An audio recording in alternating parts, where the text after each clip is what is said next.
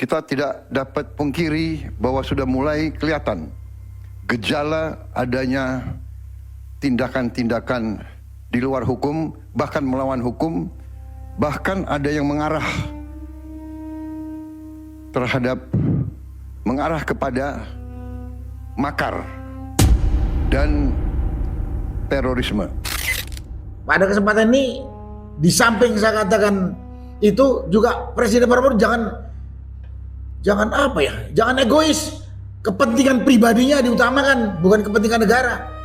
Saya yakin masuknya Presiden Prabowo ke dalam BOP yang notabene juga membawa masuk bangsa Indonesia ada kepentingan pribadi Prabowo.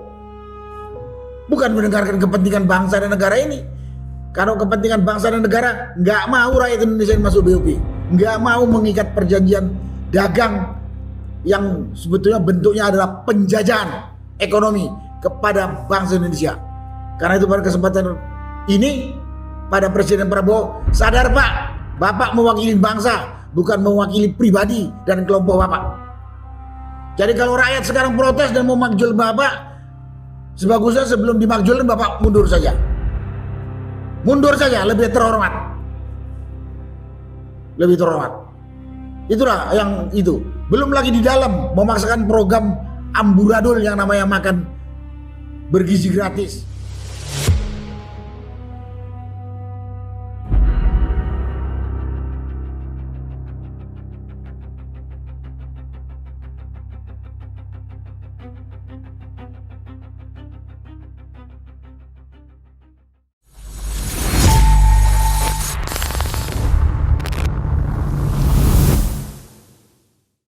Belakangan ini kalau kalian rajin scroll media sosial, pasti sering banget ngeliat nama George Soros seliweran di timeline.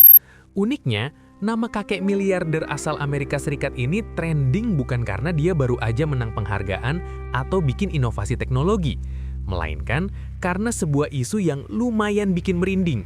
Rumor rencana kudeta atau demonstrasi besar-besaran untuk menggoyang pemerintahan Presiden Prabowo Subianto di tahun 2026 ini.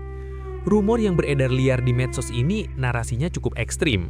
Katanya, Soros menyuplai dana gila-gilaan ke beberapa universitas besar dan lembaga swadaya masyarakat atau LSM di Indonesia. Tujuannya buat memicu protes massa turun ke jalan. Bagi kalian yang penasaran dan mungkin ngerasa, duh ini berita beneran atau hoax konspirasi lagi sih?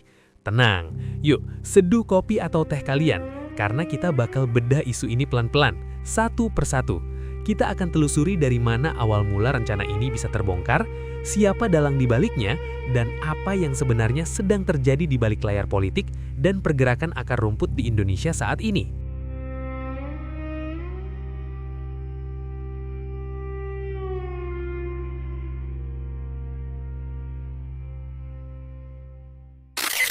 Semua keramaian ini bermula dari sebuah artikel yang diterbitkan oleh media asal India, The Sunday Guardian, tepat pada tanggal 8 Maret 2026. Laporan ini ditulis oleh seorang jurnalis bernama Abhinandan Mishra. Judulnya cukup provokatif, Soros Network Funds Youth Leadership and Grassroots Mobilization in Indonesia. Jaringan Soros mendanai kepemimpinan pemuda dan mobilisasi akar rumput di Indonesia. Laporan tersebut secara terang-terangan menyoroti dugaan adanya aliran dana asing yang sangat besar ke kelompok masyarakat sipil di Indonesia. Laporan itu secara terang-terangan menyebutkan bahwa Open Society Foundations atau OSF, yaitu jaringan filantropi global raksasa yang didirikan oleh investor sekaligus miliarder Yahudi Amerika Serikat, George Soros, telah menyalurkan pendanaan yang signifikan ke tanah air. Nah, pertanyaannya, uang sebanyak itu masuknya lewat pintu mana?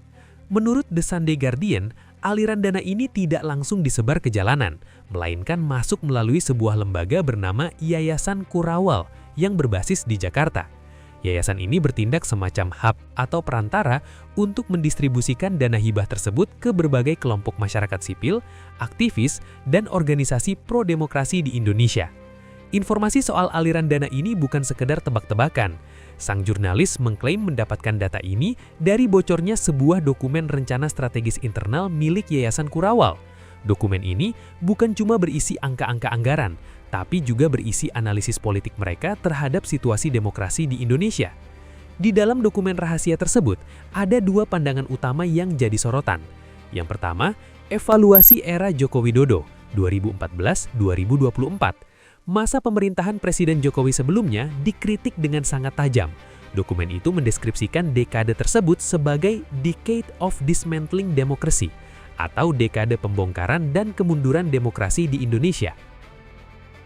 Yang kedua, antisipasi era Prabowo Subianto 2024 ke depan.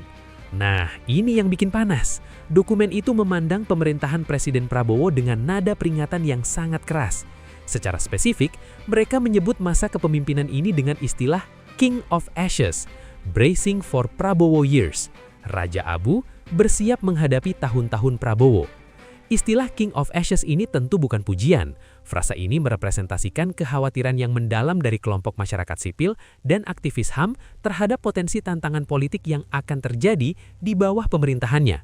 Mereka seolah sedang bersiap menghadapi skenario terburuk bagi kebebasan sipil. Selain pandangan politik yang tajam, dokumen tersebut juga membocorkan sebuah rencana program berdurasi 12 bulan. Apa isi programnya? Fokus utamanya adalah pendanaan untuk memperkuat dan melatih para pemimpin Muslim progresif.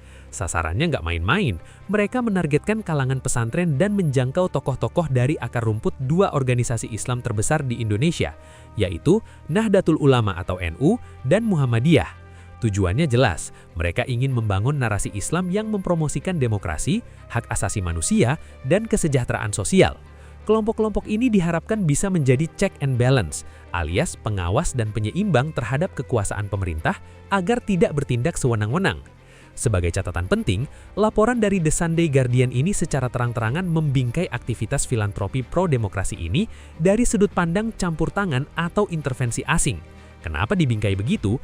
Karena rekam jejak George Soros dan OSF di panggung global memang sering dikaitkan dengan upaya cawe-cawe politik di berbagai negara berdaulat.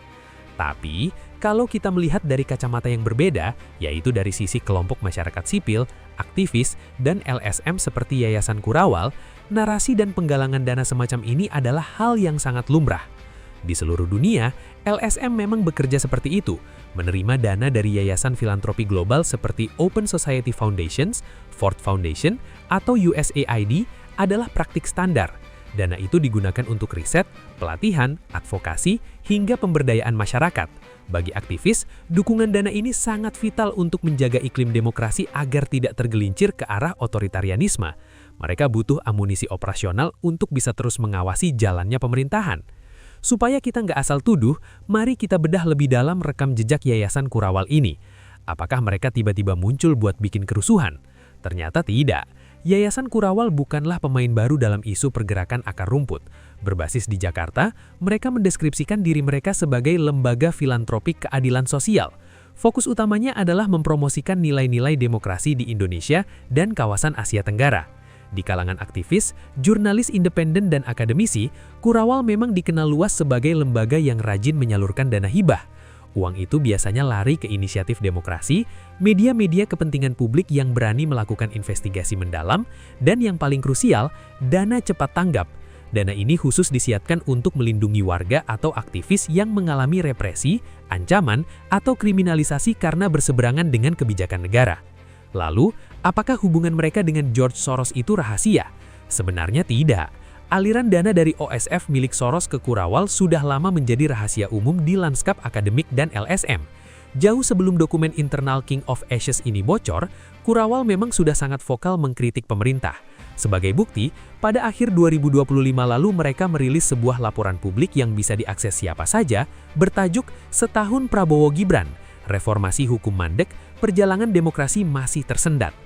Jadi penggunaan istilah internal King of Ashes sebenarnya sangat sejalan dan konsisten dengan sikap publik mereka yang menganggap bahwa Indonesia memang sedang berada dalam fase kemunduran demokrasi.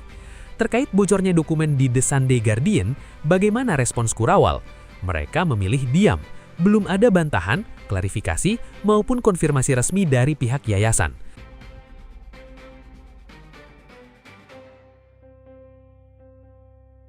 Presiden pun akhirnya menanggapi isu ini. Beliau melontarkan pernyataan bahwa ada kekuatan asing yang sedang bekerja untuk mencegah Indonesia menjadi negara yang kuat dan mandiri.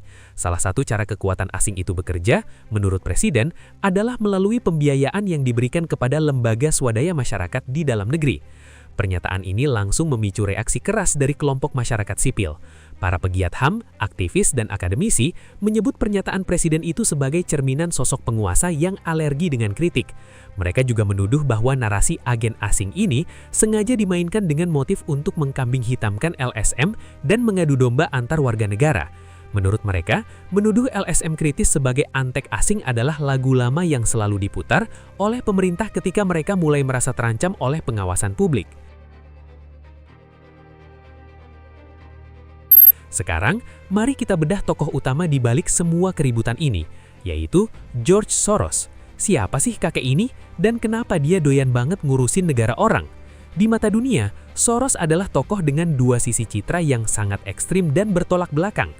Bagi sebagian orang, dia adalah pahlawan demokrasi dan filantropis dermawan yang menyelamatkan banyak nyawa dan pergerakan sipil. Tapi bagi yang lain, dia adalah dalang dan spekulan rakus yang suka mencampuri urusan dalam negeri negara berdaulat. Lahir pada tahun 1930 di Hungaria dari keluarga Yahudi, kehidupan awal Soros sangat keras. Dia adalah penyintas yang selamat dari pendudukan Nazi di Eropa. Setelah perang, dia melarikan diri ke Inggris, bekerja serabutan sebagai pelayan dan kuli angkut demi bisa kuliah di London School of Economics.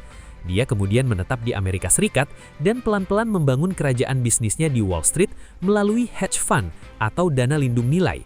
Soros menjadi legenda sekaligus monster yang ditakuti di dunia finansial global pada tahun 1992. Saat itu, dia melakukan manuver gila dengan bertaruh melawan mata uang pound sterling Inggris. Aksinya ini memicu krisis finansial hebat di Inggris yang dikenal sebagai Black Wednesday dan memberikan keuntungan pribadi sekitar $1 miliar hanya dalam waktu 1 hari. Sejak saat itu, dia dikenal sebagai The Man Who Broke the Bank of England.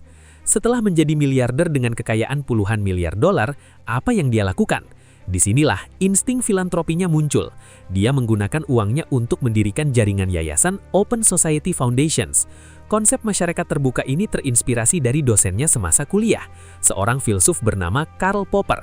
Popper mengadvokasi bahwa masyarakat yang sehat harus memiliki pemerintahan yang transparan, demokratis, dan menjunjung tinggi hak asasi manusia.